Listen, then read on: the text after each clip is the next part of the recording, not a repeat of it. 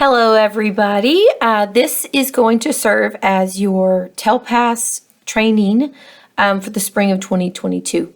I apologize again. The date snuck up on me, and so we're having to do our training online. So before you watch the training or as you're watching the training, if you already have the information that I gave you, you can look through this while I talk about it. I will be sending out this video today, Friday. So if you watch it over the weekend and you don't have your materials, you'll still get the proper training. You just might not be able to look at it while I'm talking about it. So again, if you choose to watch this Monday or Tuesday, that's fine. You can follow along with the materials once you get them on Monday. So just to briefly talk about what I'm going to give you, everyone will have a purple folder that looks like this, and it will have your name on the tab. So I just happen to be holding Kirby's, so I'll use hers as the example for today. So when you open your packet, the first thing you should see are these important TELPAS dates. You notice how there's a box with a lot of words in it. That's all for second grade. So if you are a kinder or first grade rater, these two things down here will apply to you the most. Up here in the box, that's for anyone who is rating a second grade student. So let's kind of go over those real quick. All right, so the TELPAS testing window, I didn't put it on here, but I'm going to tell you what it is.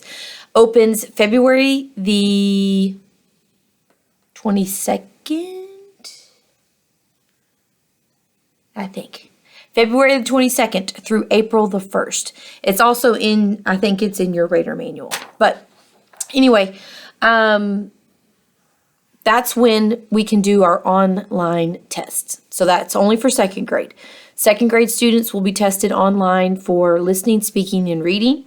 So that is the time frame we are working with as far as getting the online testing, basically everything TELPAS related, completed. All right, now for teachers who are raters, our calibration window, if you notice down here, for all TELPAS raters, February the 7th through the 18th is our online calibration window. So that's Monday. So we need to have all teachers who are rating students to be calibrated before that, before the 18th. So we are aiming to do our calibration activities on February the 9th. So that's this coming Wednesday. So during your conference time. So make sure that you have watched this video in its entirety and you have looked over the rater manual before you come to calibrate on Wednesday. Okay. And then March 25th is the date that all student rating rosters are due to me. I would like to have them a week before the window closes so that I can make sure that everything is correct and I can get everything entered correctly. Okay, so those are the two things you need to know if you are a TELPAS rater of any kind. All right, now up here in this box for our second grade teachers only. So Monday, February the 7th is the first day that you can begin collecting writing samples. Okay, so we'll go over what all can be considered a writing sample in just a little bit. But starting Monday, you can begin collecting writing samples. Then March 14th through the 18th, that is the week that we return from spring break. That is the window. That is the testing week that I have designated for our second grade students to do their online TELPAS testing. And the reason I chose the week after spring break is because the week before spring break, you guys are doing CBAs. And so I didn't want to try to do all of that that same week. And then I anticipate that the week before CBAs, you really want to have your students in your classroom so that you can prepare them for their CBAs.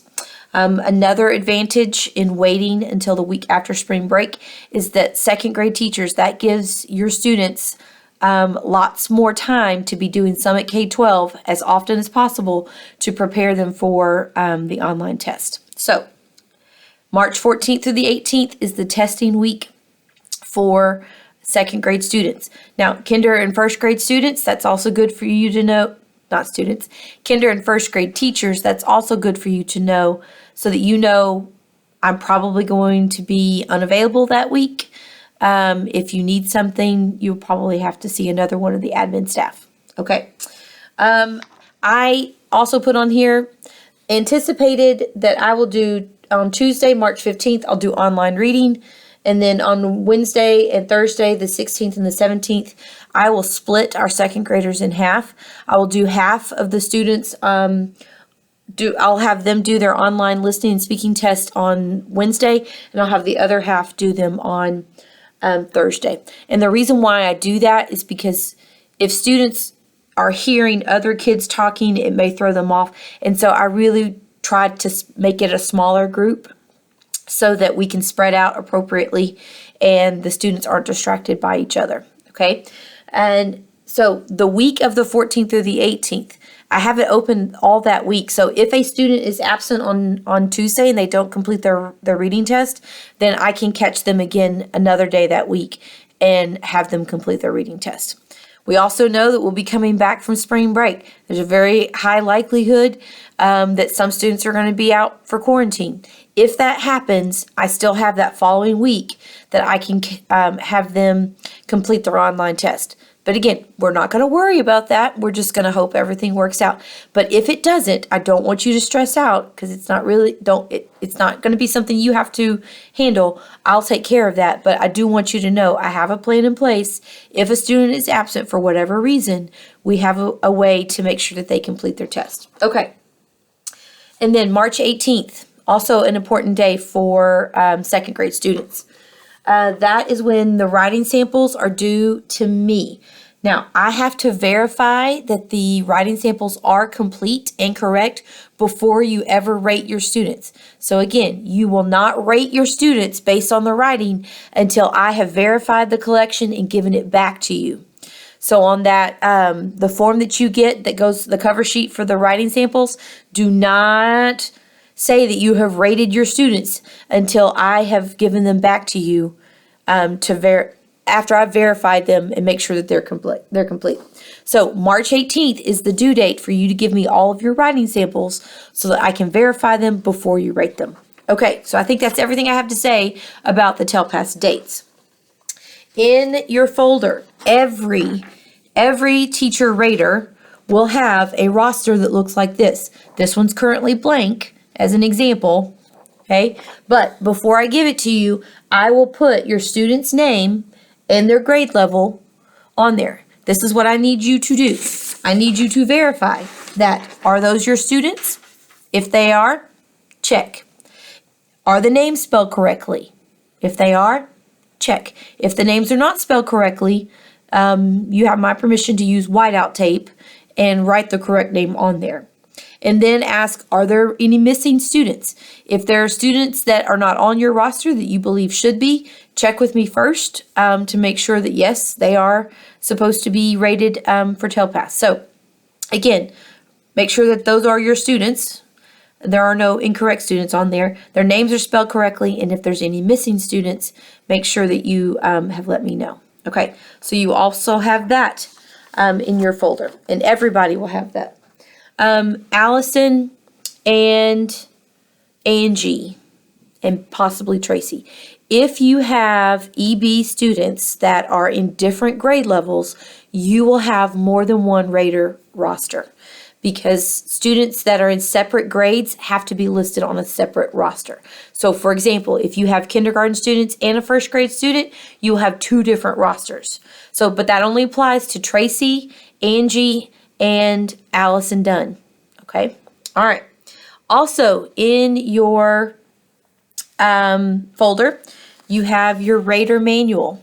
Okay. You are responsible for everything that is in this rater manual. Even though you're watching this training, you still need to read through this. And teachers, I know some of you are like, I've done this for years. The information never changes. This year, it's a little different because we have changed, the state has changed over to a different testing system. So you are responsible for everything that is in this book. I will do my best to tell you the most important things, but you are responsible for what is in this manual. Okay. Second grades only. So kinder and first grade, this does not apply to you. This only applies to Miss Mark, Miss Miller, and Miss Bryce, because you are the 3 second grade teachers that have TELPAS students. Okay. You will have a yellow folder for each of your students. In the folder, you will have a writing collection cover sheet for each of your students. So this is what I need. I need you to make sure, do you have a yellow folder and a yellow cover sheet for every single student on your roster? If you don't, let me know. I have extras. I will get you one. Okay. And again, as a reminder, you will not rate your students until I have verified that you have the correct writing samples in here. So do not rate your students until I have verified this. Okay. And again, writing collections are due to me on March the 18th. Right? Yes, March 18th. Okay. I have not given you a copy of the oath that we sign every year, because the oath is supposed to be signed at the completion of the training. So until you have watched this video in its entirety, I will not give you the oath. Once you have watched this completely, you need to come to my office to sign off on the oath that you have watched, you have completed the training.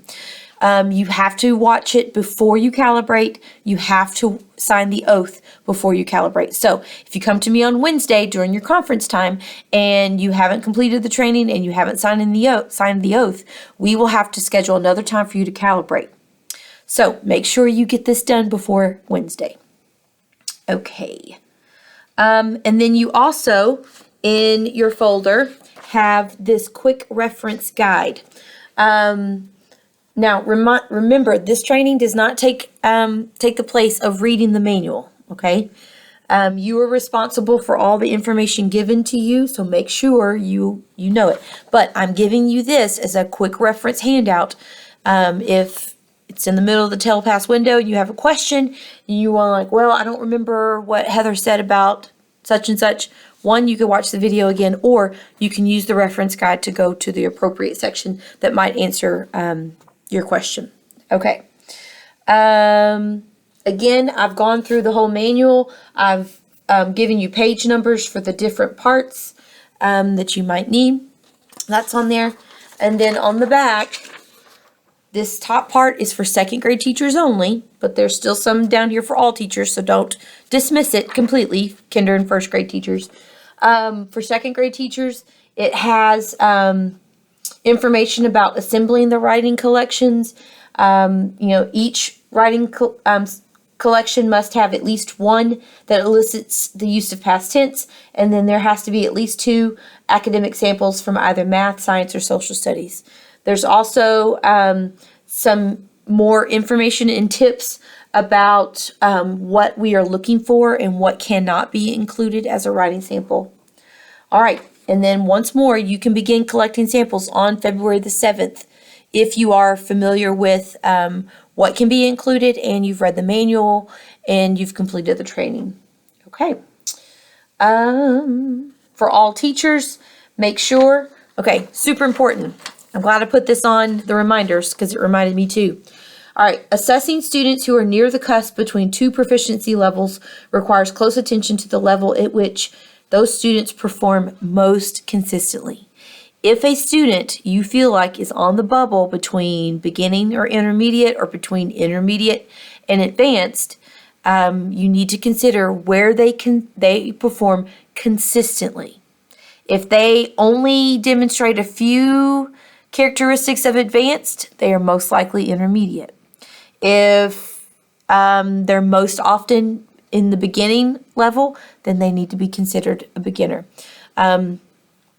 We need to show that students have grown over time. So if I think, man, I really love this kid and he's just so smart, and I realize he's only in kindergarten or first grade, but I really think he's advanced. Now, you need to consider, will that student continue to demonstrate characteristics of an advanced student as they go through their school years? I'm not telling you to rate every kindergarten student beginner. I'm not telling you to rate every first grader beginner or intermediate. I'm telling you to be very careful and consider the PLDs, the proficiency level descriptors, whenever you're rating your students. Okay, so pay close attention to doing that. And in the rater manual on page 27, there are the procedures for rating your students. You also need to be very familiar with the proficiency language descriptors. That's the PLDs. You also have a copy of those in your folder. Okay, make sure you know those pretty well before you come to calibrate you on Wednesday. Okay. Also, in your folder, you have a copy of the Texas Assessment Learning Management System, otherwise known as LMS, training modules. If you are a former rater, but you want to do the online basic training course, just to be familiar, this is how you log in to do that. This is if you want further training to make sure that you are prepared. You are not required to do that. Former raters have already done that. New raters, you've already completed that this year as well. Dr. Maharas, our bilingual director, has emailed you and gotten you on track with that, and you've given me your copies, so you are already done with that, I believe. If you have any questions about that, let me know. So again, I've gone over everything that's in your folder. If you have any questions, you can email me. You can come talk to me personally, email me, call me, find me in the hallway, whatever you need to do. Okay, so now what I'm going to do is I'm going to go through the rater manual. You found the one that I've highlighted. Sorry, keep dropping all my stuff. Okay, if you have your rater manual with you, you can go through, I'll be mentioning page numbers and you can follow along. If you don't have your rater manual, just pay attention to the words that I'm saying and you'll get the training. Okay, so on page 1, just general information about TELPAS. The TELPAS system fulfills our federal requirements for assessing the English language proficiency of our EL students, otherwise known as EB students.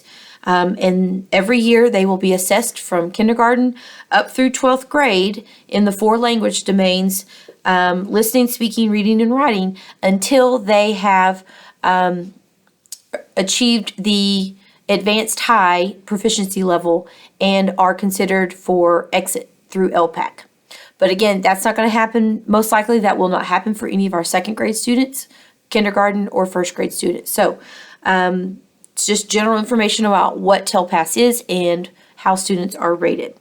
They are assessed in alignment with the ELPS, the Texas English Language Proficiency Standards, which are part of the TEKS. So those ELPS that you have, that you are including in your instruction for how you are addressing the language needs of your EB students, that is what TELPAS is geared around. The TELPAS results are used in accountability and performance-based monitoring indicators. So the state looks at our TELPAS scores to assess it's a factor in our accountability as far as I understand it. So it is important, and we need to be doing what we can to make sure that our TELPAS students are receiving the instruction that they need. So for grades kindergarten through 1st, all TELPAS students are holistically rated by their teacher based on observational assessments in listening, speaking, reading, and writing. For our 2nd grade students, they will have multiple choice online tests for listening, speaking, and reading. Those are the tests that they will do with me. Now, you 2nd grade teachers will holistically rate your students using the writing collections that you collect. All right, as I mentioned earlier, there's a new system that the state of Texas has adopted. And so at the bottom two paragraphs on page 1, you may see that the test delivery system is mentioned and the data entry interface, otherwise known as DEI. Those are the two, that's part of the new system that Texas has adopted. It will not affect you, it affects me. And so I have had training on how to use those new platforms. All right, the instructions in this manual will explain the responsibility of you, the rater and teacher, along with me, the campus testing coordinator, in assembling writing collections and rating students for TELPAS. All right, so if you turn the page, page 3 talks about the eligibility requirements for students. So all ELs in grade K through 12 are required to participate in TELPAS until it is deemed that they have become proficient in the English language and they are exited from being an EB student. All right, so ELs are required to be assessed every year until they meet the EB-EL reclassification criteria, until they are reclassified as a non-EL student. Okay, now there are a couple circumstances in which a student may not be required to participate. The only one that might apply to our Gen Ed students are if they are a newly enrolled EL. So that's the third bullet on page 3. Let's say we have a student enroll during the TELPAS window and from a different district, and they are considered an EL student. They would not, okay, so it says that if from another school district, state, or country who enrolls on or after the first day will not be assessed by the receiving district in the holistically rated domains. So newly enrolled students that are second grade would be required to take the online portions of TELPAS. But because you, the teacher, the rater, have not had sufficient time to fully understand their language proficiency levels, you would not be required to rate them in the holistic domain. So kinder and first grade, if you got an EL student, you haven't had them long enough, so they would not be rated because they're a holistically rated student. Now, second grade students, they can still do the online part, but that you wouldn't rate their writing. Okay, hopefully that's not too confusing. All right, so continuing on page 4, it talks about general information about the holistically rated assessments. We've talked about those a little bit. You will use the copy of the PLDs to rate your students. You will use them for every student to determine their English language proficiency level. All right. Once you have turned all of those in, I'll sit down with Ms. Riggs. We will review the student ratings, and then I'll be the one that enters them into the new system. Okay, make sure you read all of this to be aware of it. For me to go over it in this video would take a really long time. All right, on page 7, there is a section about accommodations. I wanted to talk about this because we have Ms. Morris, Ms. Fuller, and Ms. Dunn, who are rating some of our EB SPED students. So when assessing ELs who receive special education services, you should consider the student's ability to use English to access the general curriculum at their enrolled grade in accordance with the accommodations designated in their IEP. If that sounds confusing, if you have any questions about that, please come see me. So if you have a SPED student that is also EB, you need to consider what's in their IEP when rating them. All right, so continuing on, page 8 talks about test security and confidentiality. Maintaining the security and confidentiality of the TELPAS system is critical for ensuring fair and equal testing opportunities for all Texas students. We in Lufkin cannot give students extra support that other school districts in the state of Texas are not giving their students because it would cause a skewed result on the TELPAS test. So making sure that we do things fair and equally is very important. It is very imperative that all individuals participating in the Texas assessment program preserve the integrity and test content and student data through district adherence to the instructions and procedures in these resources. Okay, that includes our online assessments Again, that applies to me. Me, like making sure that I don't, compromise the integrity of the online test by talking about it to teachers or to other students. Making sure that students don't talk about the online assessments with each other. And then for you, making sure that the holistic ratings are true and that you are protecting the integrity of those. And then also during our TELPAS calibration activities, we have to maintain the integrity of the testing component of that.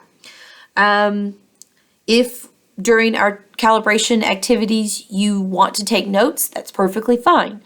You can't share those notes with anyone. You can't take pictures of those notes. And at the end of the calibration activity, you have to give those notes to me to be shred later. Okay, so I will be collecting any kind of notes you take during that time. All right, the manual also goes over testing irregularities. The serious testing violations I wanted to talk about is if we were to tamper with student responses. If I were to tell a student who's testing online, maybe you should rethink that answer. That would be considered tampering with student responses. Another example might be if on the writing samples that you collect for second grade students, if you were to tamper with those in any way, that's considered a student response. Falsifying the holistic ratings, that would be considered a serious testing violation. If I want to make myself look good and I rate my students higher than what they really are, or I rate them lower than what they really are, that would be considered falsifying a holistic rating. Another example is if I were to change your holistic rating for a student, that would be a serious testing violation if I decided to change those. And then finally, duplicating, recording, or electronically capturing any confidential test content, and that includes our calibration activities. If you were to record your answers and then share them with a fellow teacher who's going to be calibrating at a later time, that would be a serious testing violation, and we can't do that. So you've been made aware. I don't think anybody's going to do that, but as the testing coordinator, I have to say it and make sure that you know. All right, so continuing on, page 11 talks about the penalties for violating security and confidentiality. It could cause the invalidation of a student test result.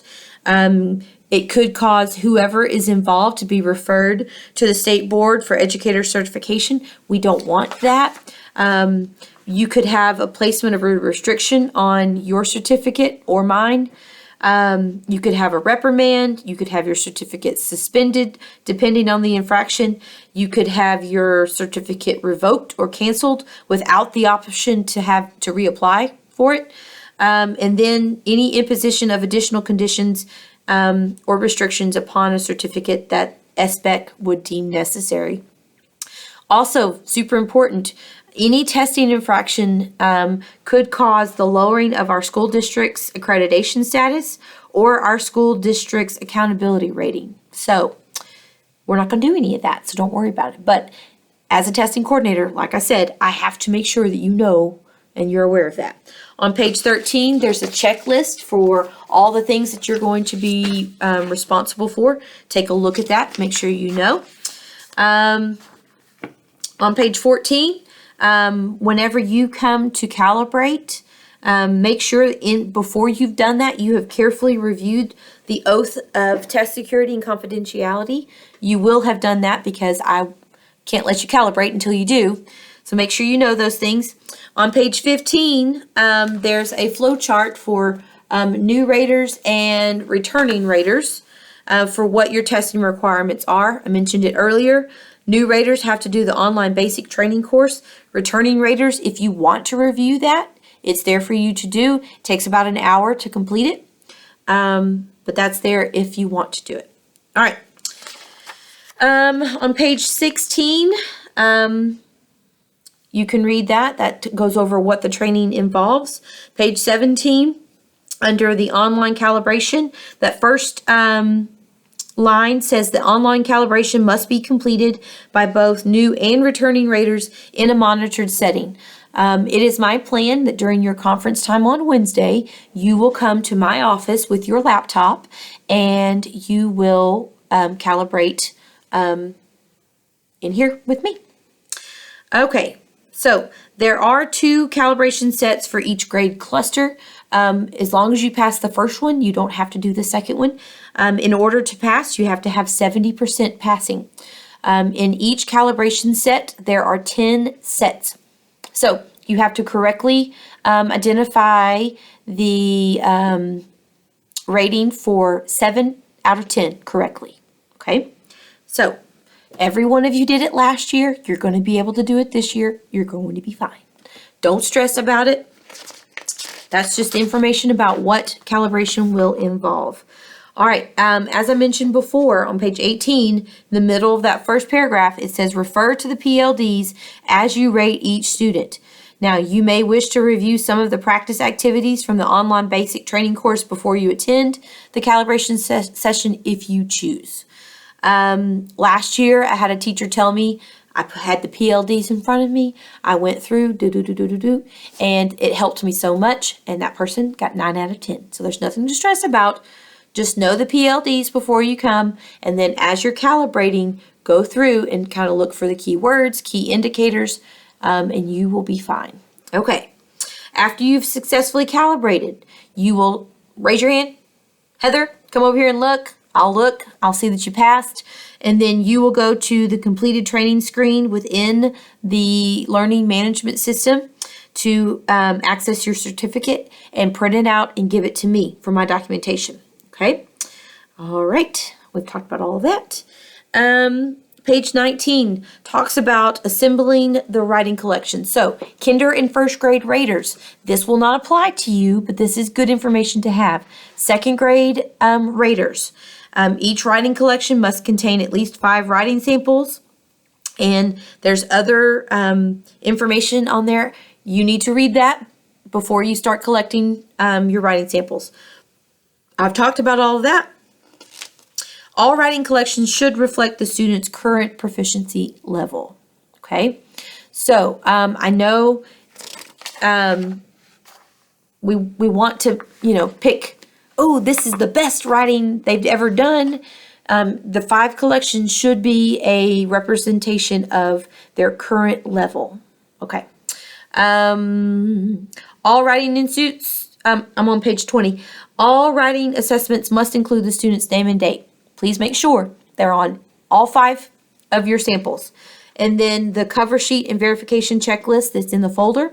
Make sure I'm just going to show you now. Okay, so second grade teachers, on the back, says at least 5 writing samples are included. You would check that. I will verify it later.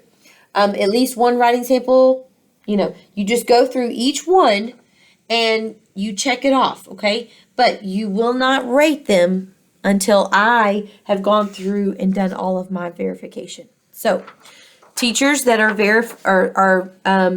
verifying their writing collection, second grade teachers, you will go through, make sure each one is correct. You'll print your name and you'll sign it.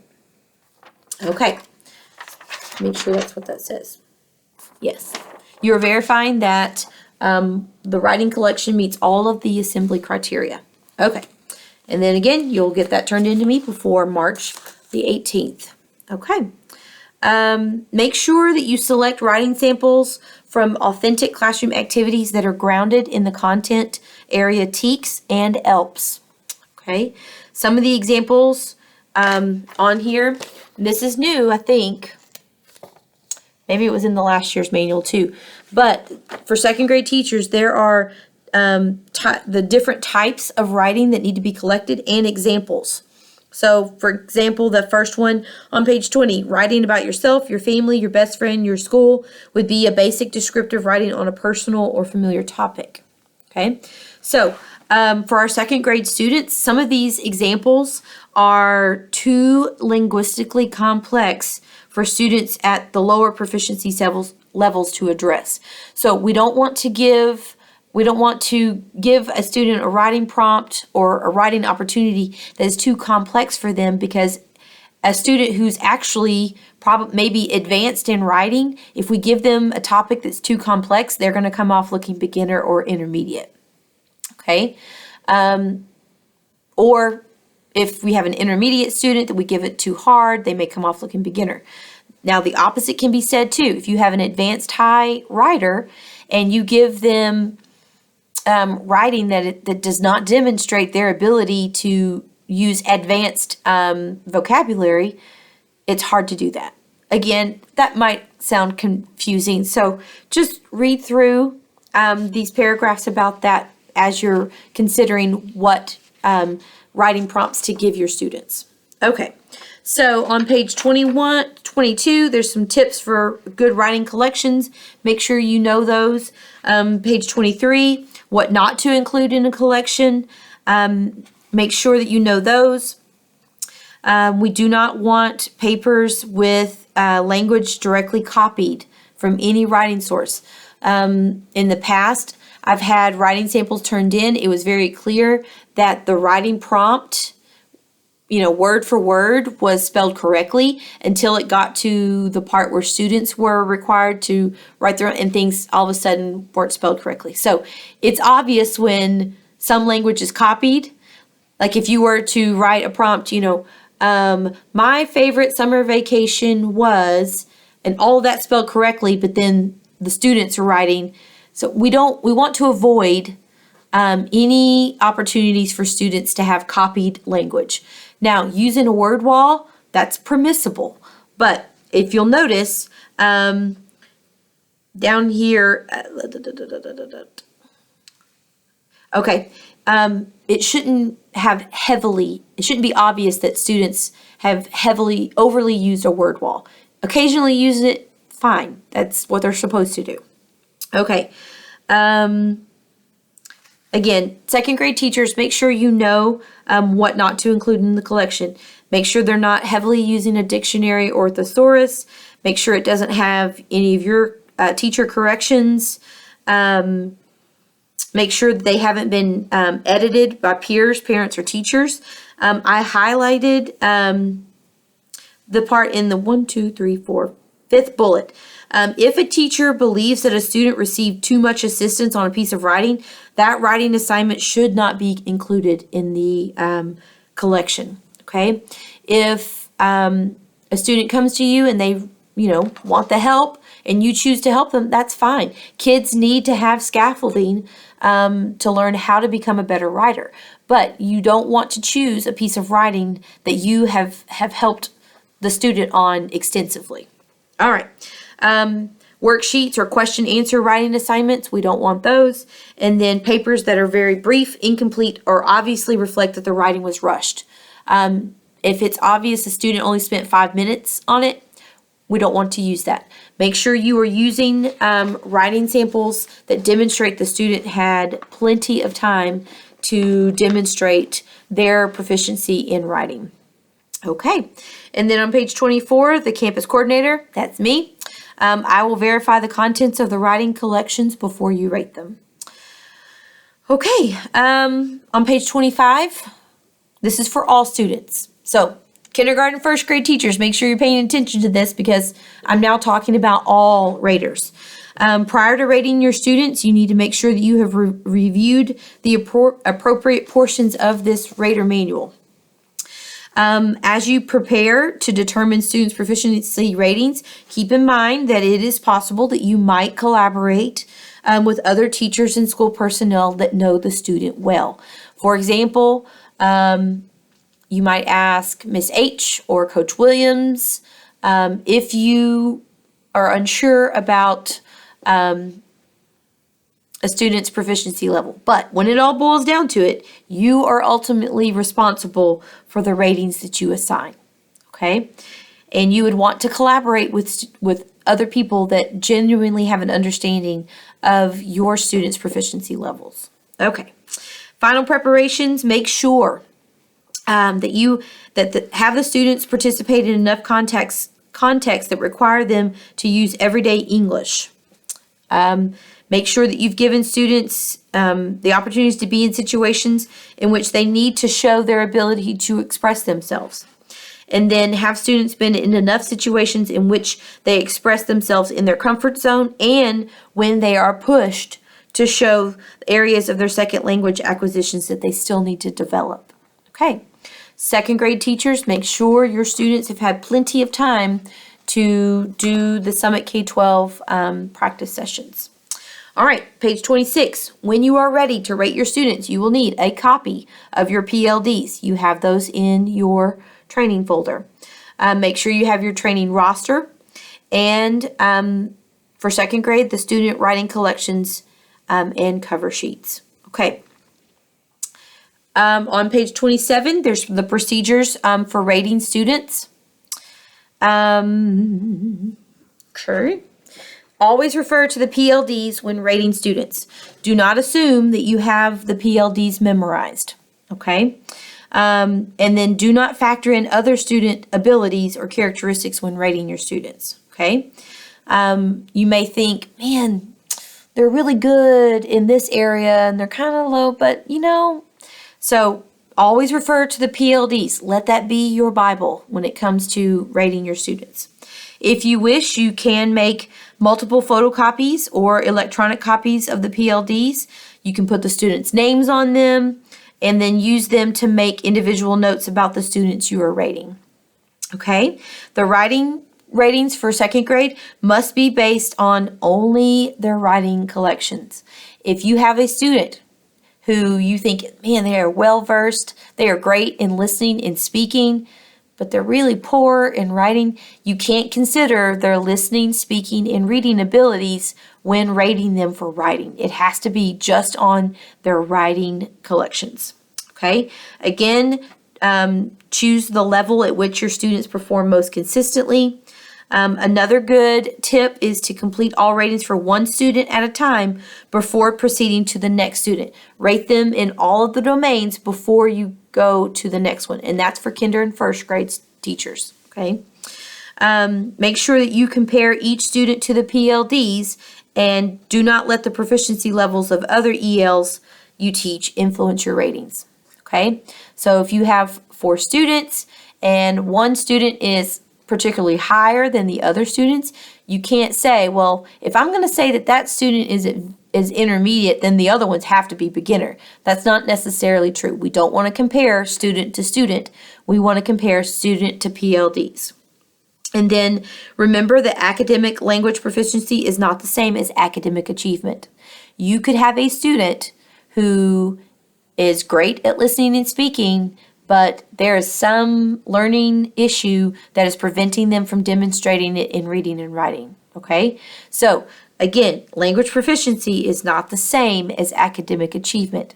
Make sure that you are considering that when you are rating your students. A student does not have to be a high academic achiever to have an advanced high level of English language proficiency. Okay. And then on page 29, whenever you are preparing your materials to return them, verify that the holistic ratings you supplied are accurate and true.